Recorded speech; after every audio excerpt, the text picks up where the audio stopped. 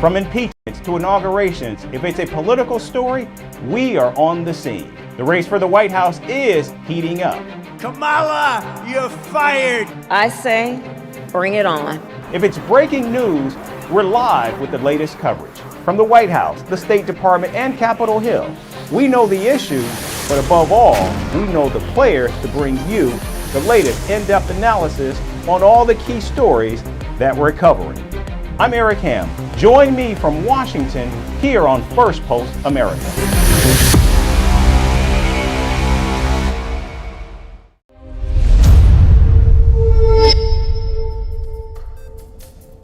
Hello and welcome to Firstpost America. I'm Eric Ham, coming to you live from the nation's capital of Washington, D.C. And over the next few minutes, we'll take you from the United States and around the world, covering all the top stories of the day. But before that, let's take a look at the latest headlines. China warns the Philippines of greater insecurity after Manila accepts a $500 million military package from Washington. Secretary of State Antony Blinken says the United States aid strengthens bilateral ties with the island nation. Troops from South Korea and the United States hold joint combat drills near the heavily fortified border with North Korea. Pyongyang calls the drills a provocation for war. Myanmar's ruling military junta extends a state of emergency in the country by 6 months, all the while delaying elections. This as armed rebel groups continue their campaign against the Myanmar army. Thousands of protests continue across Venezuela disputing Nicolas Maduro's electoral win. At least 11 demonstrators die after clashes erupt with Maduro's security forces. And tech giant Microsoft reports another global outage lasting almost 10 hours after being hit by a cyber attack. This latest outage comes after the company suffered a major outage which disrupted travel and market operations on the 19th of July.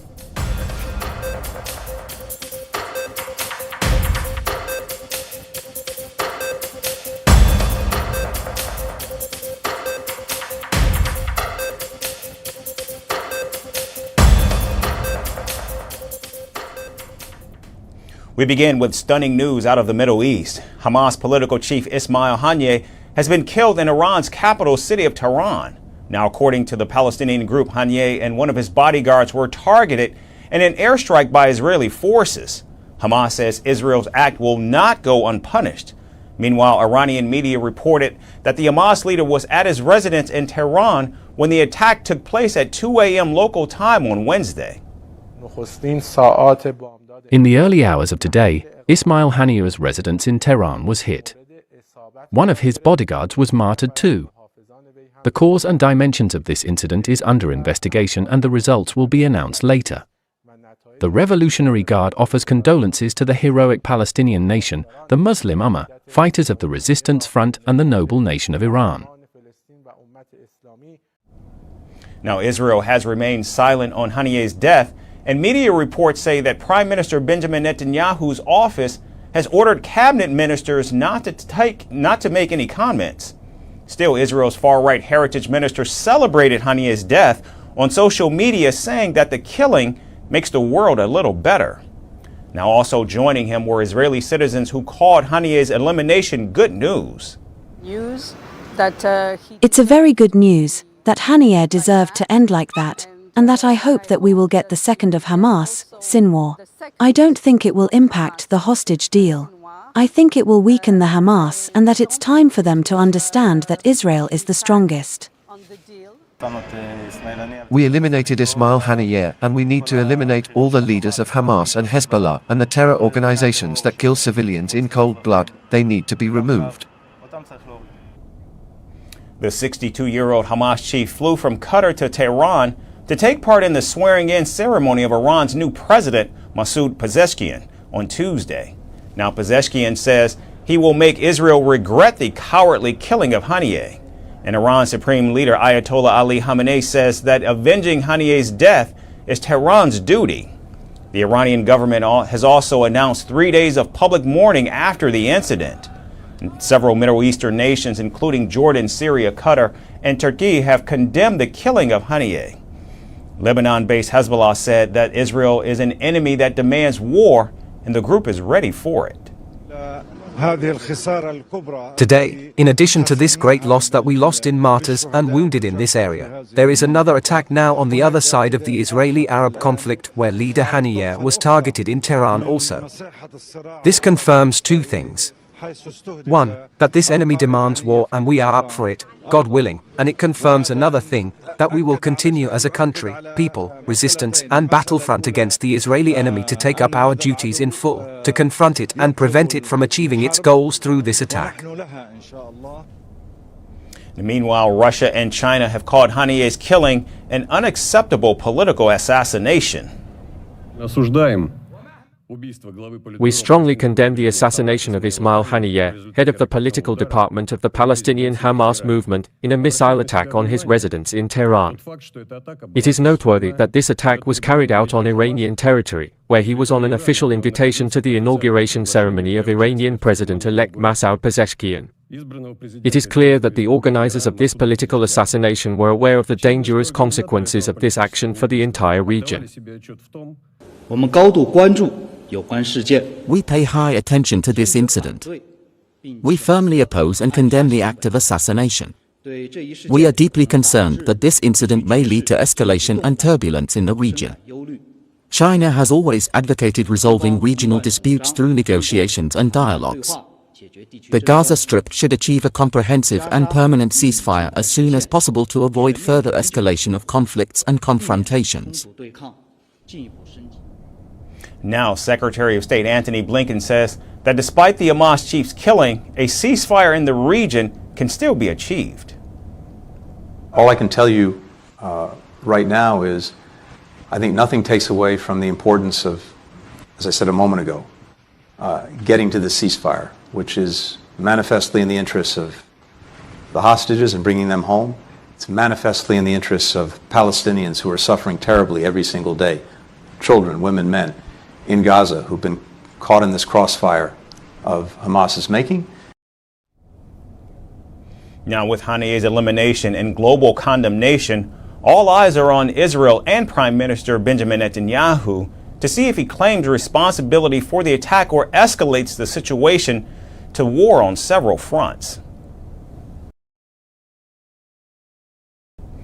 Staying in the Middle East, all Hamas leaders are considered prime targets by Israeli forces. And now, with the Palestinian group blaming Israel for Ismail Haniyeh's killing, Israel has turned its watch list into a hit list. The Israeli military has already eliminated 3 Hamas leaders this year, including the chief Ismail Haniyeh. Our next report takes a look at the other targets on Israel's radar.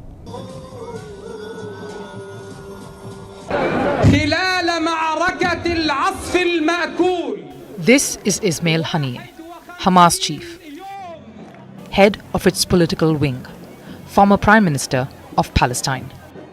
From Qatar, where he has been staying in exile, he flew to Tehran, where he attended the inauguration ceremony of the new Iranian president.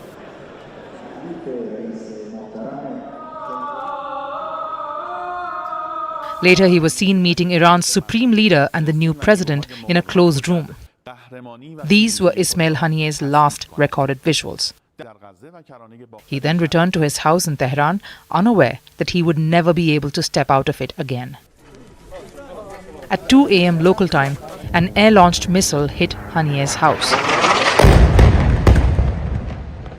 bringing it down to rubble, killing the Hamas leader.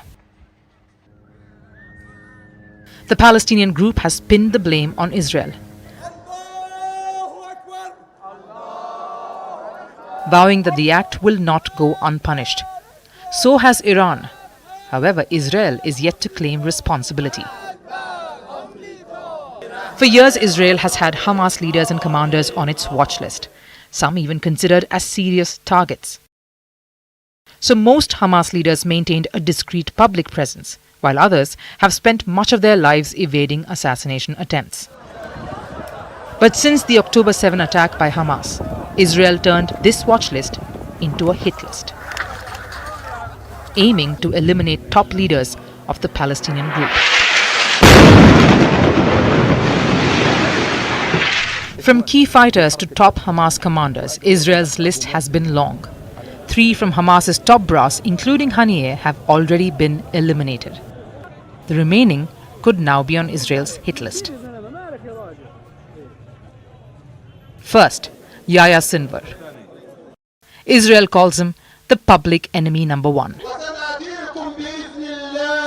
Sinwar is the founder of Hamas's security service that tracks down Israeli spies. He spent more than 20 years in Israeli prison and was among thousands of Palestinians who were released in exchange for an Israeli soldier in 2011. Nicknamed the Face of Evil, Sinwar was appointed in charge of Hamas in the Gaza Strip in 2017. And just 2 years before that, the United States labeled him as an international terrorist. Second on Israel's hit list, Mohammad Deif. He's said to be the mastermind of the October 7 attack on Israel that triggered the ongoing destructive war in Gaza. The Israeli government has been hunting Deif for decades, but has failed. This is why he's known to Israelis as the cat with 9 lives. Israel last imprisoned him in 2000, but he escaped and since then has left behind little trace. In 2002, Deif survived one of the most serious assassination attempts and lost one of his eyes. In 2014, Israel again failed to kill Deif. However, his wife and 2 children lost their lives in the attack. Deif currently leads the military arm of Hamas. And he's also engineered the construction of underground tunnels in Gaza. Third, Khalid Mashal. He is considered one of the founders of the Hamas movement. In 1997, Israeli spy agency Mossad tried to assassinate Mashal under direct instructions of Israeli Prime Minister Benjamin Netanyahu. The Hamas leader was living in Jordan when Mossad agents entered the country and injected Mashal with a toxic substance. Later, the late King Hussein of Jordan asked Netanyahu to provide an antidote for the poison. Bowing to international pressure, Netanyahu provided the antidote and saved his enemy's life. Mashal is considered a living martyr by his sympathizers, and he now lives in Qatar. He handed over the political bureau of Hamas to Ismail Haniyeh in 2017. The fourth is Yahya Sinwar's younger brother, Mohammad Sinwar. He's on Israel's most wanted list with a reward of over $3 million. At 48, he's the youngest senior Hamas figure and is an extremely close aide of Deif. Together, they are thought to have planned many suicide bombings in Israel.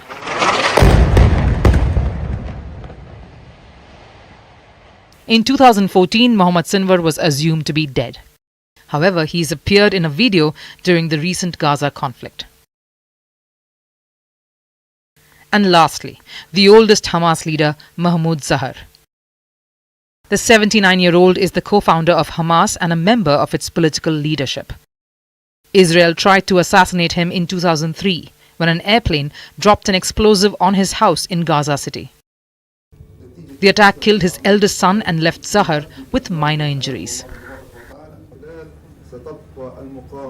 Although the most radical, Zahar could be the last target on Israel's hit list, as he's not directly involved in Hamas's day-to-day operations. These Hamas leaders could next join Hamas's former deputy commander-in-chief, Marwan Issa, the founding commander of the group's military wing, Saleh al-Aruri, and Ismail Haniyeh, all of whom are believed to have been eliminated by Israel, with no end in sight to the war in Gaza.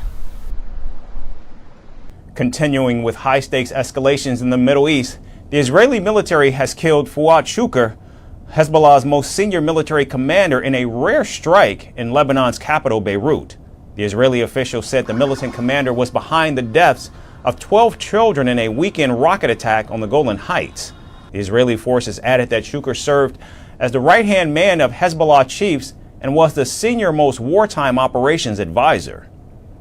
This evening, the IDF carried out a targeted strike in Beirut on Fuad Shukr, also known as Said Muhsin, Hezbollah's most senior military commander and the head of its strategic unit. The IDF will not tolerate terrorist attack on Israeli civilians.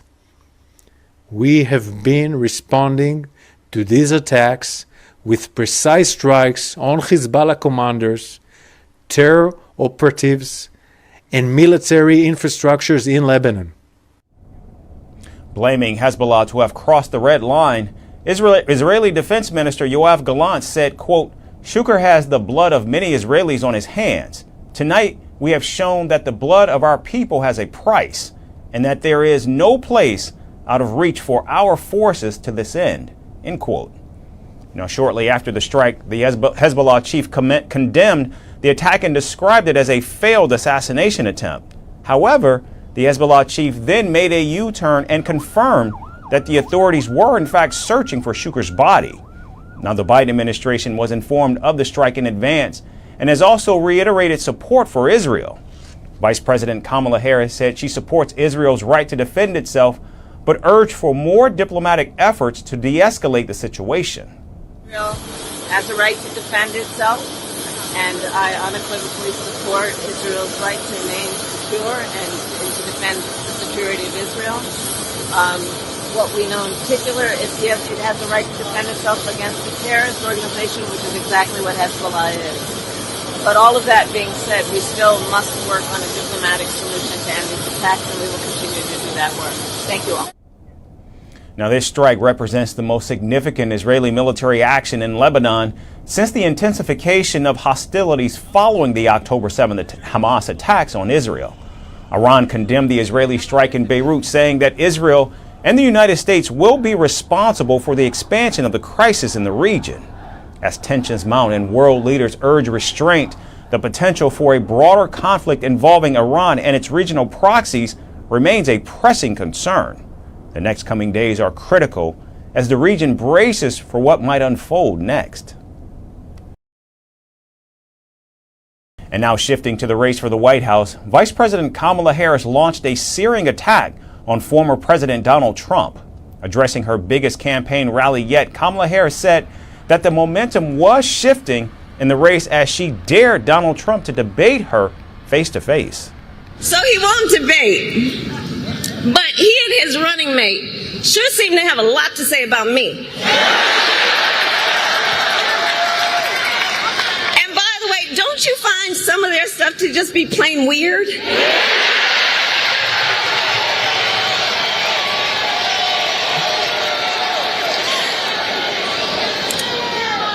Well, Donald,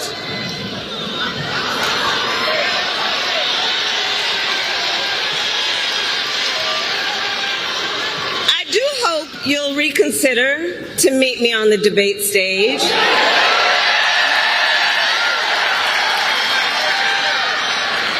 Because as the saying goes, if you've got something to say,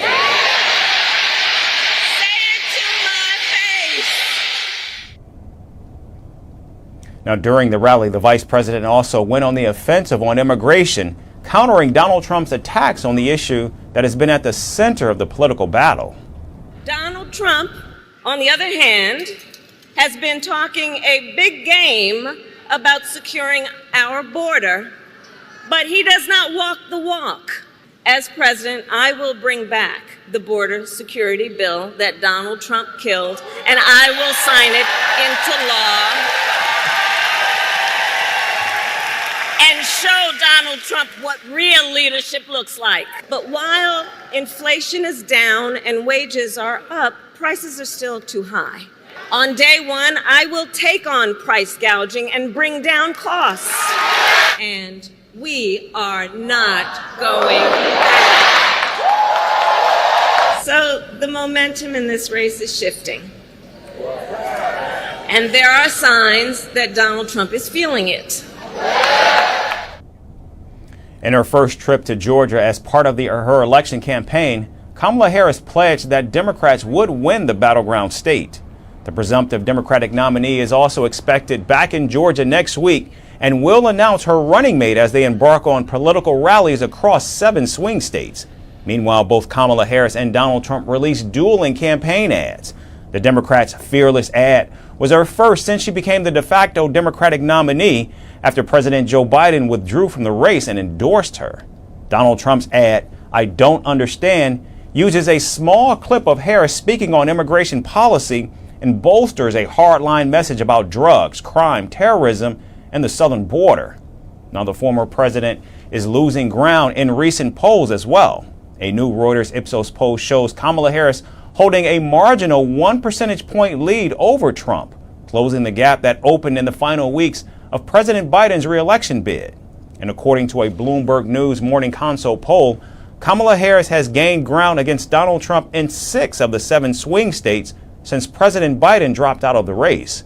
The poll also shows the Democrat leading her Republican rival in Michigan by a whopping 11 percentage points, while in Arizona, Wisconsin, and Nevada, she's holding to a 2-point advantage. Meanwhile, Donald Trump is ahead of Kamala Harris in Pennsylvania by 4 points and in North Carolina by 2. It also shows that both nominees are tied in Georgia. Now, there are only 98 days left in one of the least predictable campaign seasons in recent history, and Democrats are opening new pathways to victory, with a nation appearing to come to terms with the prospect of the first woman as President of the United States. And finally, horrific news out of the United Kingdom. Violent protests erupted in Southport as hundreds of demonstrators clashed with the police following a deadly knife attack on children attending a Taylor Swift yoga and dance workshop. Rioters attacked a mosque and set a police van on fire after social media speculation wrongly linked the attacker to Islam. The 17-year-old attacker currently remains in police custody on suspicion of murder and attempted murder. While his motives remain unclear, British authorities have ruled out terrorism. Our final report gets you up to date with the latest.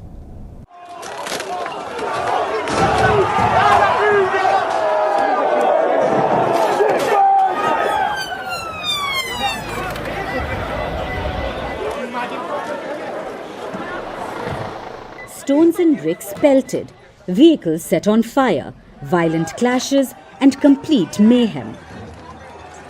The seaside town of Southport in the United Kingdom was gripped in never-seen-before chaos. Anger spilled onto the streets and riots erupted after 3 young girls were killed in a heart-wrenching mass stabbing incident.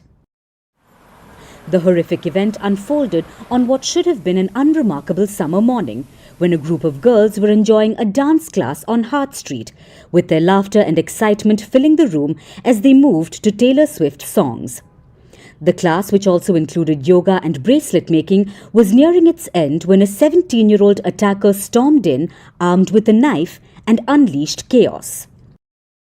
The first to fall victim was 6-year-old B.B. King and 7-year-old Elsie Stancombe, who tragically succumbed to their injuries on the spot.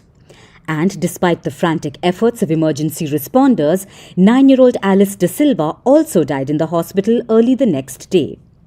The assault left at least 9 other children and 2 adults injured. Something like this that has unfolded here yesterday is something that is what can only be described as a devastating nightmare. You know, it's so shocking.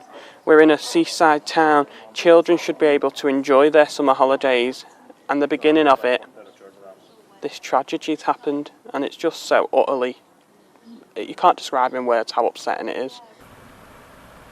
While the motive behind the attack remains a mystery, authorities have ruled out terrorism.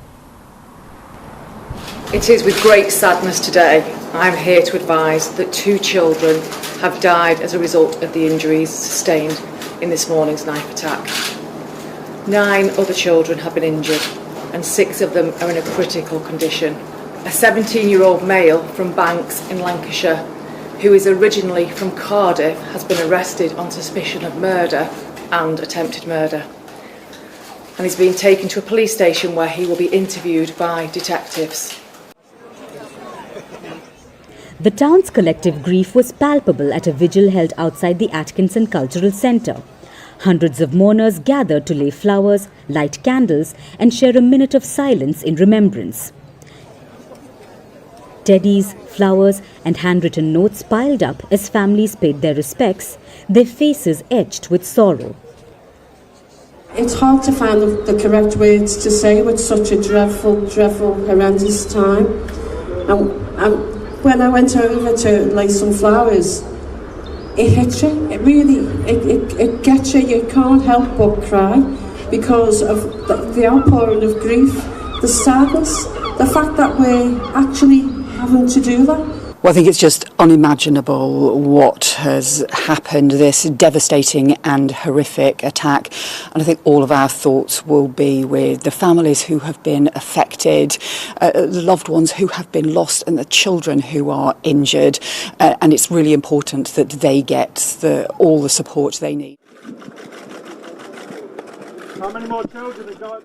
Prime Minister Keir Starmer also visited the cordon, meeting with emergency workers and offered condolences to the grieving community. His visit, though meant to provide comfort, also sparked anger among some people who felt helpless in the face of such a senseless act. I am very worried about high levels of knife crime, and I'm absolutely determined that my government will get to grips with it. But today is not the time for politics. Today is the time to focus entirely on the families who are going through such pain and grief. But as the night fell, the grief of the day took a darker turn. A protest near the vigil turned violent, with supporters of the far-right English Defence League clashing with police. Bottles and garbage cans were hurled, a mosque was targeted, and a police van was set alight. Police have cautioned against spreading misinformation, which has exacerbated tensions and fueled unrest. Taylor Swift, whose music had brought joy to the dance class, expressed her shock and sorrow on social media. "The horror of yesterday's attack in Southport is washing over me continuously," she wrote, struggling to find words to convey her sympathies to the families. King Charles III and Queen Camilla also issued a statement expressing their profound shock and offering their condolences.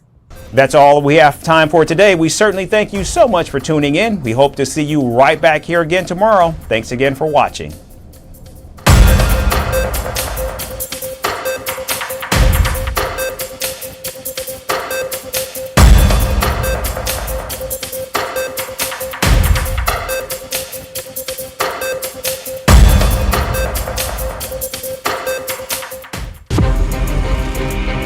From impeachments to inaugurations, if it's a political story, we are on the scene. The race for the White House is heating up.